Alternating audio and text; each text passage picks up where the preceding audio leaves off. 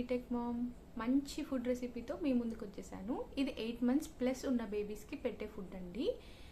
దీని పేరు వచ్చేసరికి టొమాటో మూంగ్ దాల్ కిచడీ అండి. ఇది 8 months బిలో బేబీస్కి ఎందుకు పెట్టకూడదో ముందు చెప్తాను, తర్వాత రెసిపీ చూసేద్దాం మనం. ఇది టొమాటో ఉండడం వల్ల టొమాటోలో ఎసిడిక్ నేచర్ ఉంటుంది, సో కొంచెం గ్యాస్ పట్టే అవకాశాలు ఉంటుంది. టొమాటో కొంచెం డైజెషన్ కూడా స్లోగా అవుతుంది, సో 8 months కంటే తక్కువ ఉన్న పిల్లలకి పెట్టకూడదు. మోరోవర్ కొంతమంది బేబీస్లో టొమాటో తిన్న వాళ్ళకి ఎలర్జిక్ రియాక్షన్స్ చూపిస్తాయి, లైక్ ర్యాషెస్ వస్తాయి.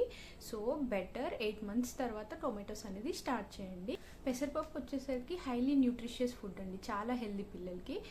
పప్పులు గ్యాస్ అంటారు పిల్లలకి, సో మనం ఎప్పుడైనా పప్పు వండి పెట్టే ముందు ఒక 1 hour ముందు పప్పుని నానబెట్టుకోండి, సో దట్ గ్యాస్ పట్టకుండా ఉంటుంది పిల్లలకి. ఇది ఒక మంచి టిప్ అనమాట మీ అందరికీ.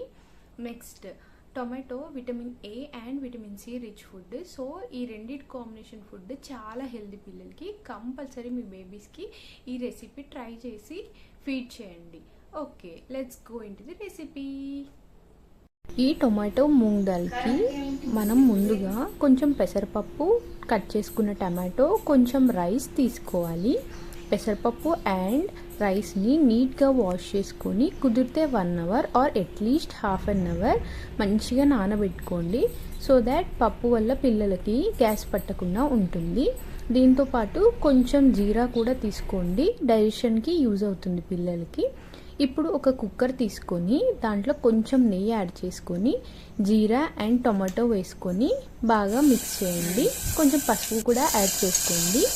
తర్వాత దీంట్లో మనం కడిగి నానబెట్టుకున్న బియ్యం అండ్ పెసరపప్పు వేసి బాగా కలిపి సరిపడా నీళ్లు పోసుకోండి. తర్వాత ఈ కుక్కర్ ఒక 4 to 5 whistles వచ్చేదాకా ఉంచండి.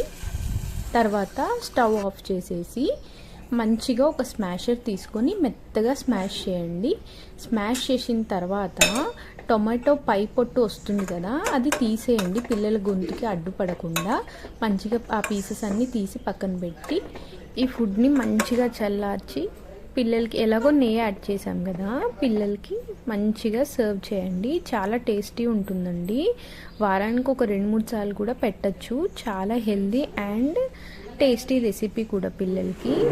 ఇలాంటి మంచి హెల్దీ రెసిపీస్ కావాలి అని అంటే నా ఛానల్ ఇప్పుడే సబ్స్క్రైబ్ చేసుకోండి.